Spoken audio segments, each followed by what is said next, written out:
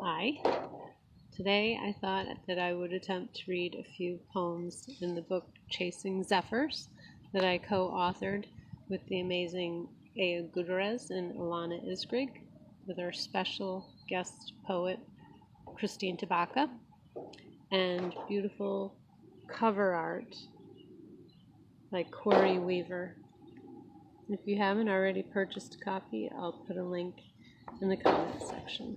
It's really an amazing collaboration that I'm absolutely proud to have been part of.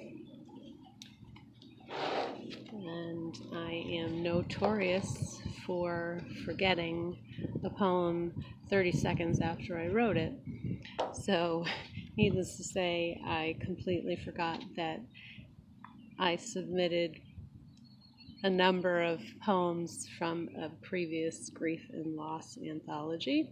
So they're all a bit depressing, but it's a beautiful sunny summer day, so that helps. And I need my glasses to read. Okay, I'll attempt to choke my way through these. Decluttering. Scattered images behind glass, plastered throughout the house, bric-a-brac, meaningless trash, drawers full of musty clothes, the past cluttering my present. The time has arrived, I believe, when I can no longer deceive myself into conjuring an image of you in your so comfy recliner, or waltzing through the door at dusk after a grueling day of tedious work, and never again will I steal a morsel of food from your plate, your last bite, with clever but such sexy distractions. Time to put away the childish notions of resurrection, of you returning to me. These days, weeks, months, dare I say years, have slipped through my idle fingers. I thought I'd died with you, but I'm alive. There's no shame. Forget survivor's guilt. Why not revive my stagnant existence? Embrace the notion of being loved again.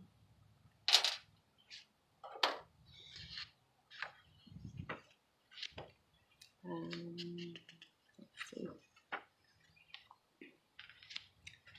Okay, here's one that I absolutely don't recognize. Remember. It's called Silent Echoes. Echoes of silence reverberate through the chambers of my heart. 96th percentile hearing, a whisper from the next room. If shouts can pierce eardrums, imagine the damage of silence, the complete absence of sound. No one around to say I love you.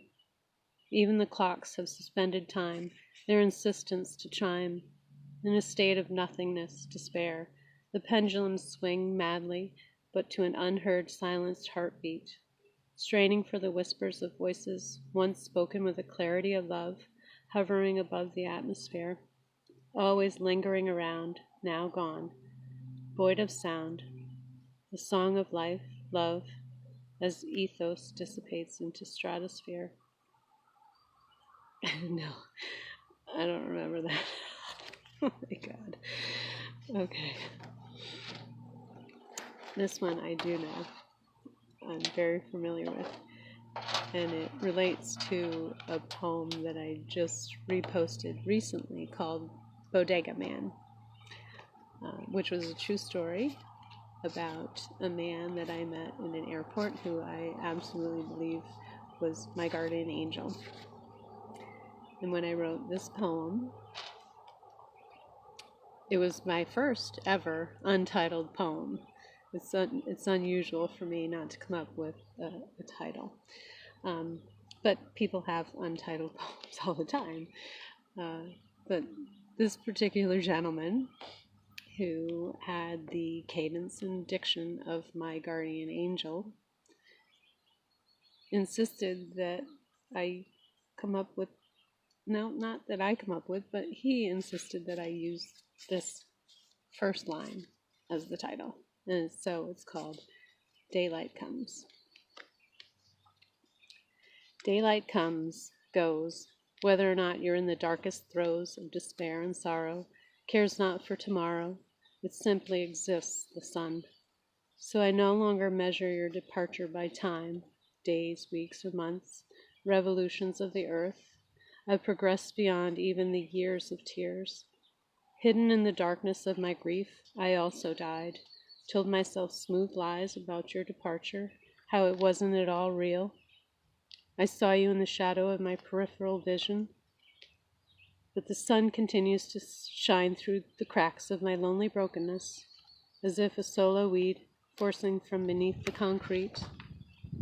I am now tasked with living. I have no need for forgiving. You left me unintentionally. I cannot fault you for that. One fine day, sun shining, I crawled out from misery and tossed a light sweater across my bare shoulders in the case of a cool breeze. Myself, I did decide to live. No, might not have been happily, but forever after. That was tough. Let's see.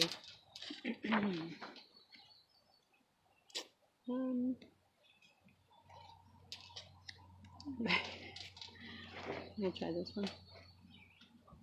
Fort Knox. My heart, having been bruised and battered beyond recognition, heartache duly come to fruition, has been whisked securely away.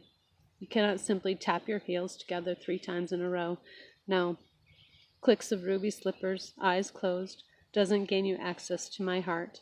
My precious is done up like Fort Knox. It's as if impenetrable. And a multitude of security clearances, measures so mind-boggling it's dizzying, stand between you and my very essence.